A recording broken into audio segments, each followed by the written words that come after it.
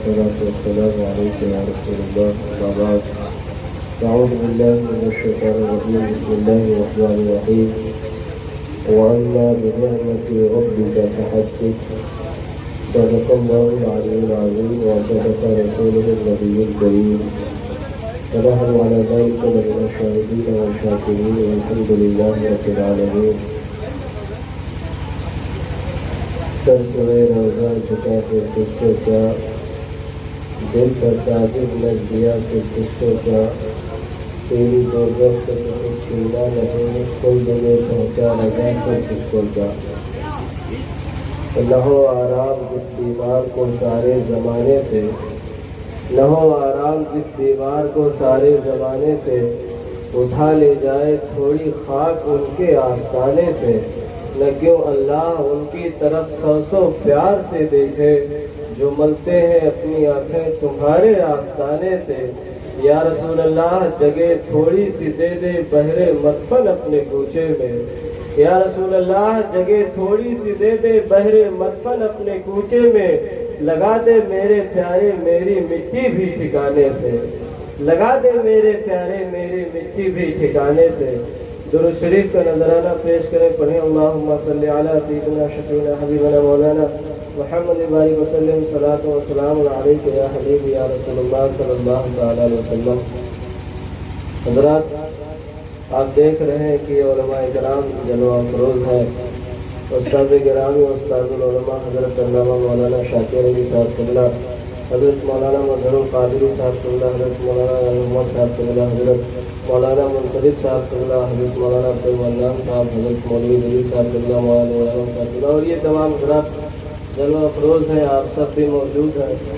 موسم بھی ایسا نہیں ہے کہ بہت دیر تک کوئی بیان ہو، اور حضرت بھی موجود ہیں.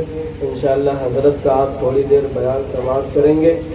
بس میں آپ کے سامنے سمجھ لیجیے تقریر کے لیے نہیں، بس ایسے ہی حاضر آیا ہوں کہ اللہ پاک ہمیں بھی نبی پاک صلی اللہ تعالی علیہ وسلم کے ذکر کرنے والوں کی لسٹ میں اپنے فرشتوں کے ذریعہ جگہ نصیب فرمائے. حضرات، اللہ تعالیٰ کا بہت بڑا شکر اور اس کا احسان ہے کہ اللہ رب العزت نے دنیا کی، اسلامی دنیا کی سب سے عظیم الشان یونیورسٹی جامعہ ازہر مصر میں مجھے تعلیم حاصل کرنے کی توفیق عطا فرمائی. میں تو میرے لیے ایک سعادت کی بات تھی، لیکن اتنی خوشی اس پہ نہیں ہوئی مجھے جو میں 2 سال کی زندگی گزارا، جتنی مجھے اس 20 دن کی زندگی پہ خوشی ہوئی جو میں نے حرمین شریفین میں گزاری. کیونکہ حرمین شریفین وہ جگہ ہے جہاں ہمیشہ رحمت کے فرشتوں کا نزول ہوا کرتا ہے. کعبہ شریف وہ مقدس مقام ہے جہاں مستجاب بھی ہے، رکن یمانی بھی ہے، رکن شامی بھی ہے، جہاں حجر اسود بھی ہے، جہاں پر مستجاب کے بارے میں علماء نے فرمایا کہ وہ جگہ ہے جہاں کوئی دعا بندہ کرتا ہے تو 70,000 فرشتے آمین کہتے ہیں، اور جس کی دعا پہ فرشتے آمین کہیں.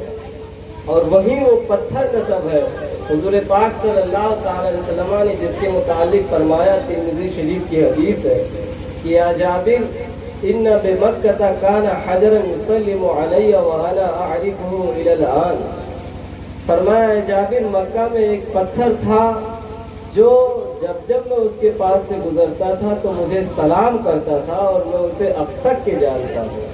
شیخ عبدالحق محدث دہلوی رحمۃ اللہ تعالی علیہ لکھتے ہیں کہ وہ پتھر حجر اسود تھا جو حضور علیہ الصلوۃ والسلام پر سلام پڑھتا تھا.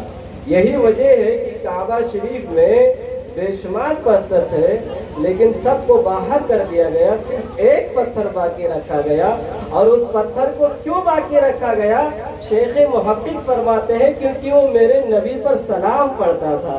تو کیا پتا چلا، جو نبی پر سلام پڑھتا ہے اس کو باقی رکھا جاتا ہے، جو نہیں پڑھتا ہے اس کو خارج کر دیا جاتا ہے. حضرات، وہ مقدس مقام اور وہ مقدس سرزمین جس کو اپنے الفاظ میں نہیں بیان کیا جا سکتا، اس کو دیکھنے والا ہی سمجھ سکتا ہے. اور مدینہ شریف کے وہ پاک سرزمین جس کے بارے میں نبی پاک صلی اللہ تعالی علیہ وسلم نے ارشاد فرمایا کہ جس سے یہ ہو سکے کہ وہ مدینہ میں مرے، اسے چاہیے کہ وہ مدینہ ہی میں مرے، اگر وہ مدینہ میں مرے گا تو میں اس کی شفاعت فرماؤں گا۔ اور حضور نے ارشاد فرمایا من زارا تربتی وجبت لہو شفاعتی، جس نے میری تربت اطہر کی زیارت کی اس پر میری شفاعت واجب ہو جایا کرتی ہے۔ دیکھیے حضور نے کیا فرمایا، اس مطلب میں اس کی کئی اس میں پوائنٹڈ ہیں کہ اس پر میری شفاعت واجب ہو جاتی ہے۔ واجب مطلب میں اس کی شفاعت ضرور کروں گا۔ تو شفاعت میدان محشر میں تو علماء بھی کریں گے، مختار اعظام بھی کریں گے، حاجی بھی کریں گے، عمرہ کرنے والے بھی کریں گے، شفاعت کرنے والے بہت ہوں گے، مگر حضور نے کیا فرمایا کہ اس کی شفاعت ہو جائے گی یہ نہیں، بلکہ فرمایا اس پر میری شفاعت واجب ہو جائے گی، جو میری شفاعت اور جس کی حضور شفاعت کرے۔ ایسے وقت میں جبکہ سب کہہ رہے ہوں گے اذهبوا الی غیری، میرے نبی کے لب پر آنا رہا ہوگا۔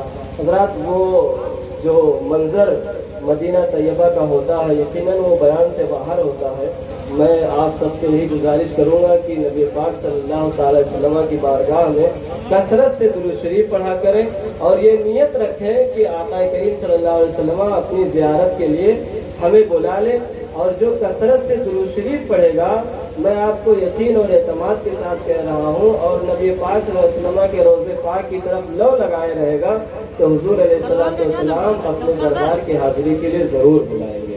اور میں آپ کو ایک بات اور بتا دوں کہ آپ پوری دنیا گھوم کر کے جب وہاں جائیں گے تو آپ کو لگے گا میں نے کچھ نہیں دیکھا تھا، آج پہلی بار میں دیکھ رہا ہوں، کیونکہ دنیا میں ایک جنت ہے جسے بیان نہیں کیا جا سکتا، دیکھنے والا صرف محسوس کر سکتا ہے۔ آپ اگر